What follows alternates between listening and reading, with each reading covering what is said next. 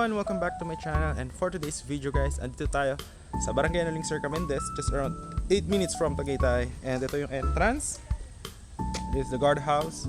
And we have here 3 houses and lot for sale. Meron tayong isa, ayan guys, corner lot, 227 square meter for only 6.8 million. So gagawin niyang finish is yon, yung house sa tabi niya, sold na yon. Yung katabing house is 150 square meter, yung nandun naman sa katabi 162, yung katabi 158. So yung 162 is just 5.9M, yung 158 is 5.8M. Ito 6.8 million. So yun yung bahay. And meron din tayo dito mga lots, no? As last 5 lots na 85 per square meter. Tapos na yung kalsada, pwede na siya pabakuran or pagawa ng house. So yeah, ikutan natin para makita nyo yung bahay. Ayan. So ito yung kalsada guys, napakalaki, no? Napakalaki ng kalsada. Ayan. Tapos ito yung 227 square meter. Ayan siya. Tapos ikutan natin yung halos patapos na house, which is yung katabi, para ma-visualize nyo yung magiging itsura nito pag tapos na. So babakuran din to with parking na ganyan. Yung ibang lots, meron 3 dito sa hilera na tong block na to, na 160 square meter, na 85 per square meter, free transfer of title. So yan.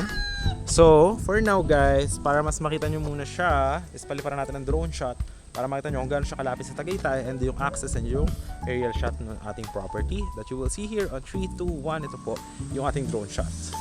Guys, yung ating property, ayan, malalaki po yung concrete roads, 10 and 8 meters po siya. Magkakaroon ng mga parks and playground, multi-purpose hall, and there will be lines for electricity and water, no? And along Barangay Road lang po yung property. Ang kagandahan guys, going to Tagaytay is around 8 minutes lamang po.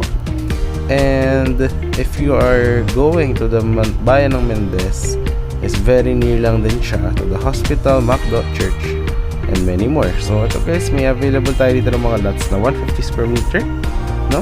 So for the 85 per square meter promo po siya, free transfer of title na din. Guys, nakita nyo naman po yung drone shot. Ito yung isa guys na corner lot na house. Ayan siya. So yan, ang lot is hanggang dito. Malaki po yan dito sa gilid. Ayan siya guys. Ayan, up to here. Ayan. So yung laki, babakuran din yan guys for your parking, no? Hanggang dito. Ayan, dyan. Okay. Tapos dito guys, parks and playground po yung gagawin, and basketball court. Yan. Okay, ayan yung guard house. So pasukin natin yung house para makita nyo. Ayan. Actually, pero ang magiging itsura nyan ay yung katabi. Okay, kasi ito may nakabili na, so tinatapos na yung bahay na yan. So ito po yung bahay. Ayan. Hi sir, picture lang. Ayan guys, so ito yung mga materyales. Ayan siya.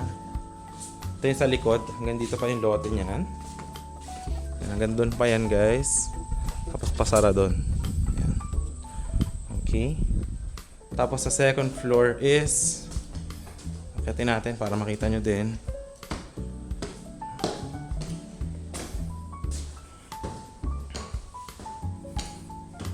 Ayan.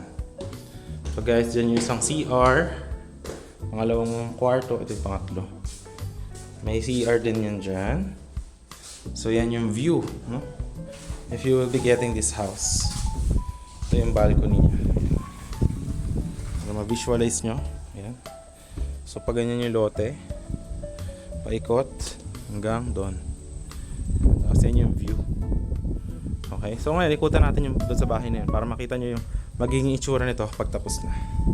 So ito guys yung bahay, no? Na ganyan yung magiging itsura pag tapos na yung bahay na yan. Okay? So ito available din to guys, itong dalawa. Yan. So halos same lang naman yan ng mga itsura, no? So doon naman mamaya sa lot, ikutan din natin. So pasukin na muna natin ito para makita nyo din. Ayan. Ayan siya guys.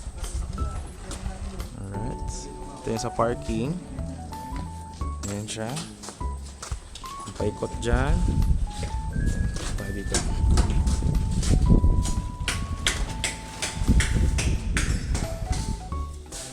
Ito yung isang CR. Ayan. Ito yung parang living area niya. Ayan, living room. Ito yung sa mini bar or kitchen. Ayan. Ito yung dito sa room sa baba with CR. Ayan yung CR guys. Nakabarnis na yung pinto. Ayan. Alright, yan yung CR niya. Okay. Ito naman yung dito sa baba. Ayan. Okay, nakit naman tayo guys. Ano makita nyo sa taas?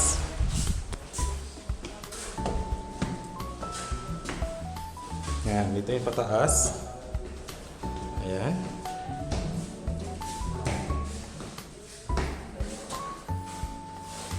Ayan siya guys. Ito muna tayo sa room dito. Ayan. Ayan siya kalaki. Ganon din yung mangyayari sa kabilang bahay. Ayan dyan. Dito magkakaroon ng tangke ng water. So malaki yung view mo dito. Ayan, may papaya pa. Laki ng papaya na yan. Tapos dito CR. Ayan. Alright. Ngayon, punta tayo dito sa kabilang room. Master's bedroom. Ayan. Ito yung CR. So ayan. Ito yung view.